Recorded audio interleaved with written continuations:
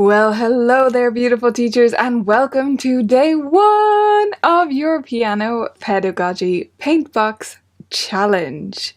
I am so delighted that you're here with me, and I know you're going to love this 5-day experience we're going on together. A few reminders before we get going with the first day's challenge. Number one, let's go through what this challenge is all about, because you might have forgotten what we're doing here. So this is about giving you 5 different ways of teaching, basic pedagogy strategies that might still be new to you, even if you're further along in your teaching journey. And if you are a brand new teacher, well then bonus for you, because you get to do these right from the get-go. Even if these ideas don't end up being brand new to you, I want to give you tips along the way to give you a new way to use them or a new perspective on them. And at the end of the week, we're going to come together on a Zoom call. So I would really love it if you were able to make it. I know it won't suit everyone's time zone, but if you can come along, we're going to actually be trying these strategies on each other. In a lovely, supportive environment, we're going to be trying these strategies on each other and being each other's dummy students. Even if you can't make that call, it doesn't mean you can't have dummy students. So see if you can grab someone willing around your house. So that could be a spouse, it could be a child, it could be your neighbor's kiddo. It could be a student of yours if you're teaching right now. You can absolutely try these out in your lessons as we go through the week. But if you don't have any of those options, honestly, it can be a cat, it can be an imaginary friend, or it can be a teddy bear.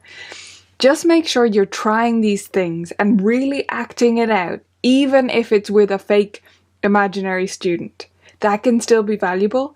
Don't just go through them in your head and think, yeah, I get it.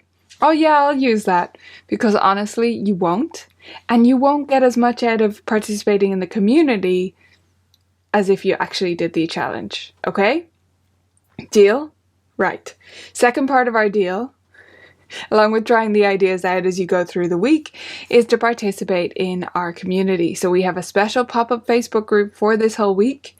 So make sure you jump in here, share how you get on with the challenge, share if there's some of them you're like, I don't get this, or I don't see where this would be relevant, or I feel like I'm already doing this. What is the next level for me? Share with the community. We're a lovely, supportive bunch. All right, so on to today's challenge. Are you ready? Today, we're going to be looking at the interesting part. So you can use the sample piece that we've given you for this, or you can use any piece in your library. I suggest you do this with both. Here's what you need to do to work on the interesting part.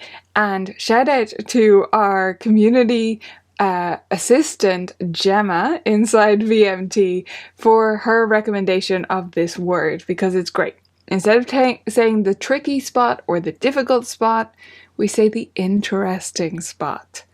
So what is the interesting spot in the piece? Well, it's usually the trickiest part, right? It's the bit where there's that awkward fingering, or there's a chord pattern you think your student hasn't come across before, whatever it's going to be for your students and how they generally progress through repertoire. You pick out that spot, and that's what you're going to work on first. I told you these ideas this week would be simple, but you need to find a new level and a new way of incorporating this if it isn't new to you. Okay? So picking out the interesting spot can mean lots of different things. It can just mean that alteration in your language. Maybe you're not used to saying interesting part and you're going to start using that terminology. But it can also start to mean seeing that spot of a piece in a different way. Maybe you would always pick out the fingering section or the rhythm part, and maybe you choose something differently now. Or maybe you choose a different way to work on it with your student. Maybe you choose a different rhythm strategy that you're going to explore with that student. Or maybe you're going to teach them that part by rote before you begin working on this piece. Or maybe you're going to get them to name the notes. Or maybe you're going to get them to transpose it to make it more difficult and thus bring it back to being easy. Or along the same vein, maybe you get them to do it at super warp speed, right? And then you take it back down to the actual practice tempo or the performance tempo, and it feels easy. So think about different ways you can work on the interesting part and different bits you could pick out as being the interesting part and how you usually talk about those bits with students. Remember, with all of these types of strategies, it is vital that you not just instruct your student to do this at home, but that you actually do it together in the lesson. So when you're acting this out with your teddy bear or your dummy student, then make sure you're actually walking them through the strategy and getting them to do it themselves right there with you, and then saying, this is how you should do this at home. Alright, so that's your challenge. Act it out. Find something new, even within the familiar. And I'm so looking forward to getting to hear how you get on with this challenge. Let me know in the Facebook group when you're done.